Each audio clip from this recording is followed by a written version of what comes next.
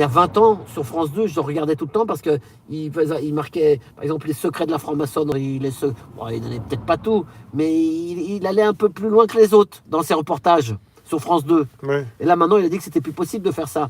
Mais vous regardez dans son Wikipédia, vous faites Jacques Cotta, et vous regardez ces films qu'il a fait, vous voyez les titres, les anciens, c'est là qu'on est toujours devenu un peu comme indépendant, parce que lui c'est un indépendant, mais qui travaillait pour France 2, mais aller chercher des trucs, un peu comme Élise Lucet. Il l'a dit, après il continuait de négocier avec des personnes pour continuer de travailler, puis à la fin ça n'a plus été possible. Voilà, c'est ça, et il a sa chaîne YouTube. Il a souvent travaillé pour Envoyé Spécial. Et c'est marrant parce que lui, Rémi dit, vous me connaissez, il a rigolé, mais ce gars-là, il était à la télé vachement connu quand même. Ouais. Et puis maintenant, il a ses 1000 abos. Donc, il est apparemment plus connu des personnes que des journalistes. Voilà. Pas trop du grand public, c'est pas le monde que tout le monde retient, quoi, forcément. Mais après, vous connaissez ce qu'il a fait, son travail. Mais quand même, moi je me suis abonné, il a 1000 abonnés. Ouais. Mais maintenant, vous voyez, c'est marrant parce que lui, il était à la télé, donc il avait de la grosse audimat et tout le bazar. Bien sûr. Et puis là, maintenant, il est content parce qu'il a eu 1000 abonnés, il remercie ses abonnés, il fait sa chaîne. Et quand tu vois Rémi, c'est comme s'il avait Bouygues TF1. Mais non. Je me suis posé cette question, je me suis dit, s'il positionne de nouveau son travail sur YouTube, vu qu'il fait un bon travail, peut-être qu'il aura un peu plus d'abonnés, mais ça prend du temps, parce que voilà, ça fait pas longtemps qu'il est là. C'est ça, pour relancer tout ça, quoi. Non, mais il peut faire des vues, beaucoup de vues. Hein. Ah bah bien sûr, il va monter après, Jacques Cotta. Il positionne du bon boulot, mais après, il faut voir un peu comment il vend son travail, parce que YouTube, quand t'es pas connu, c'est plus compliqué, quoi. Donc voilà, 9 millions d'euros. Enfin, quand t'es pas visible, quoi.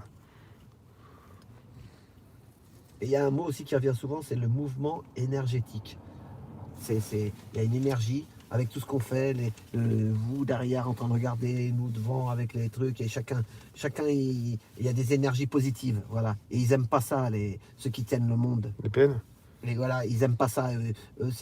Il y a de la magie là-dedans, on sait pas quoi, mais le positif, ils en veulent pas. Donner la parole aux petits comme nous, ils veulent pas non plus, parce qu'ils tiennent tout. Et donc, d'ailleurs, je sais même pas ce que c'est que cette ambassade-là. T'as vu le drapeau, là? Ah, il y a un drapeau, c'est ligne rouge, ligne blanche. Rouge, blanc, rouge, je sais pas ce que c'est. Ouais. Donc, alors...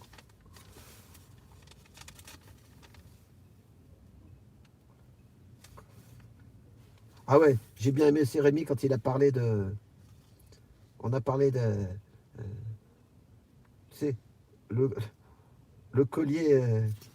quand tu étais énervé hier, tu as parlé du collier avec... tu sais, comme une... Je me suis dit... À la place du téléphone. Voilà. Parce qu'ils ne pourront pas être connectés, je sais pas quoi, là. Tout le monde ne pourra pas être connecté avec l'application. Voilà, donc j'ai noté ça. À l'Autriche, rouge, blanc, rouge, c'est peut-être l'Autriche. Ah oui, je voulais dire aussi, quand tu as fait les péniches, quand tu as dit, dis non, c'est une adresse ici, quand tu as vu sur l'Assemblée nationale au pont de la Concorde. En face, ouais. Ouais, tu as vu, il y a des péniches. Ouais. Tu sais, et puis ils ont mis des petits tabourets avec une chaîne pour passer le mur. Ouais. T'as vu? Ouais.